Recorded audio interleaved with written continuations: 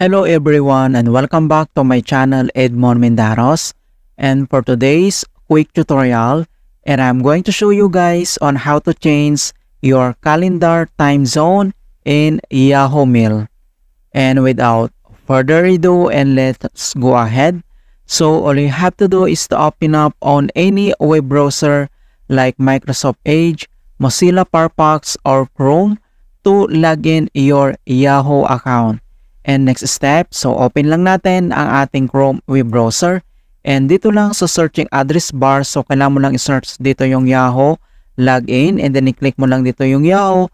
At kailangan lang natin mag-sign in, and then enter lang yung password, and then i-click mo lang dito yung next.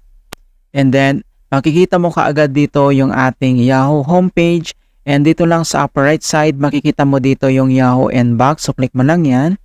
And madirect tayo dito sa Yahoo Mail inbox mga kaibigan. Ang next step dito lang sa upper right side ay kailangan mo lang i-select dito yung calendar.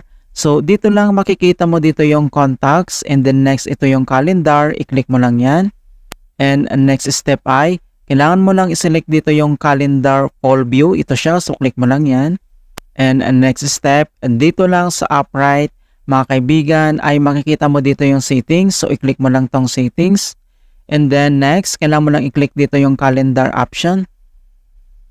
And then dito lang sa left side menu ay makikita mo dito yung general, and then dito lang sa right side ay pwede mo na itong i-change yung kanyang time zone. Okay? So makikita mo dito yung start of the week, start of the day, end of the day, and then next ito yung time zone. Okay?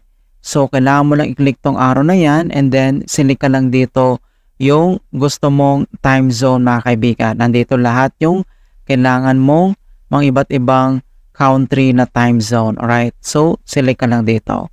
Okay, so ganun lang po kasimple on how to change your calendar time zone in Yahoo Mail. And please don't forget to like this video, subscribe to my channel for more quality content.